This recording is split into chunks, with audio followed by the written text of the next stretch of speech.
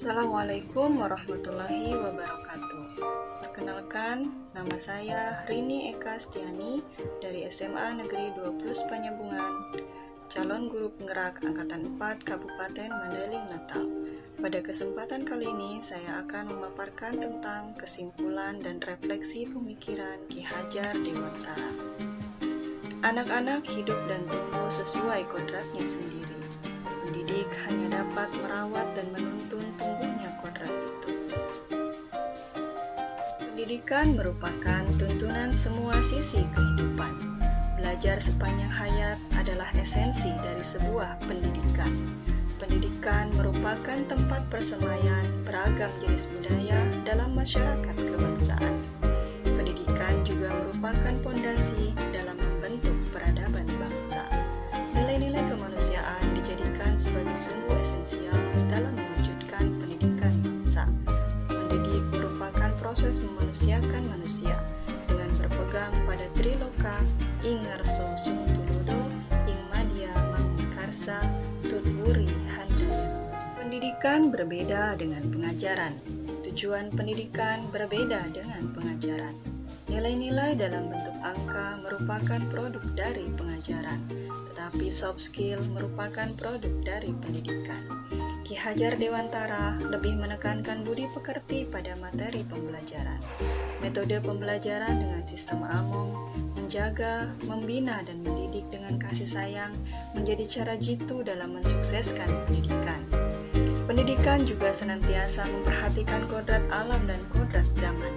Kodrat alam merupakan lingkungan di mana ia dibesarkan Sistem pendidikan bangsa Eropa sangat bagus, tapi belum tentu sesuai jika diterapkan di Indonesia, karena anak-anak Indonesia dibesarkan di lingkungan dengan kebudayaan berbeda dengan bangsa Eropa.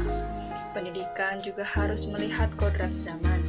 Pendidikan tidak boleh kaku atau stagnan pada satu zaman, tapi bersifat kontinu, mengikuti perkembangan zaman tanpa mengurangi nilai-nilai luhur budaya bangsa. Ki Hajar Dewantara menggunakan metode Among, yaitu tutwuri handayani. Among berarti asuhan dan pemeliharaan dengan sukacita, dengan memberi kebebasan anak asuh bergerak menurut kemauannya, berkembang menurut kemampuannya. Tutwuri handayani berarti pemimpin mengikuti dari belakang, memberi kebebasan dan keleluasaan bergerak yang memimpinya. Tetapi ia adalah handayani, mempengaruhi dengan daya kekuatannya dengan penuh pengaruh dan wibawanya. Metode Among merupakan metode pendidikan yang berjiwa kekeluargaan dan dilandasi dua dasar, yaitu kodrat alam dan kemerdekaan. Metode Among menempatkan anak didik sebagai subjek dan sebagai objek sekaligus dalam proses pendidikan.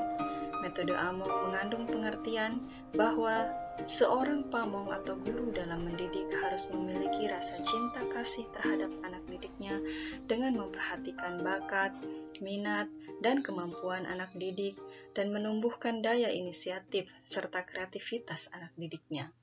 Pamong tidak dibenarkan bersifat otoriter terhadap anak didiknya dan bersikap ing ngarsa sung tulodo ing madya mangkarsa tutwuri handaya. Pada awalnya saya menganggap bahwa siswa itu seperti kertas kosong, di mana saya sebagai guru bebas memberi warna, menggambar dan menulis pada kertas kosong itu dengan ilmu pengetahuan sesuai pemahaman John Locke lewat tabula rasa. Guru sebagai transfer of knowledge semata. Guru memiliki peran dominan di dalam kelas dengan mengabaikan potensi anak.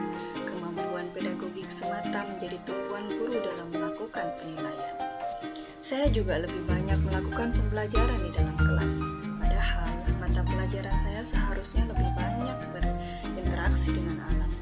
Perhatian terhadap bakat dan minat anak pun dalam mengajar tidak menjadi perhatian, karena menurut saya bukan tugas saya untuk mencari tahu minat dan bakat siswa. Setiap siswa saya rasa wajib mengikuti semua pelajaran.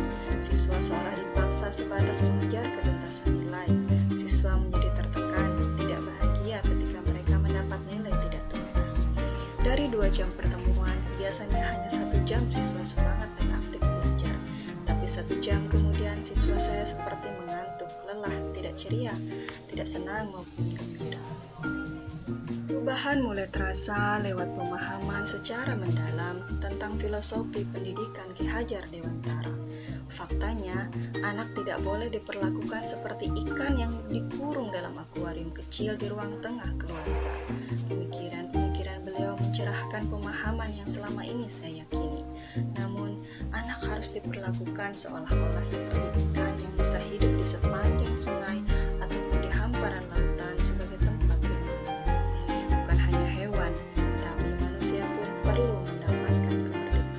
Pembelajaran yang akan saya lakukan ke depan adalah pembelajaran bermakna yang dapat membuat siswa semangat, bahagia selama belajar, tidak tertekan, dan tidak mudah lelah. Salah satu caranya adalah dengan memvariasikan model pembelajaran, menggunakan icebreaker di sela-sela pembelajaran, membawa siswa keluar kelas, melakukan observasi alam, ataupun berjumpa dengan lebih banyak orang di luar sekolah dengan melakukan outing kelas ataupun studi wisata. Saya juga akan berusaha menjadi pamong bagi siswa saya dengan menerapkan Triloka pendidikan, Ingarso Sung Tulodo, Ingmadia Karsa, Puri Handayani.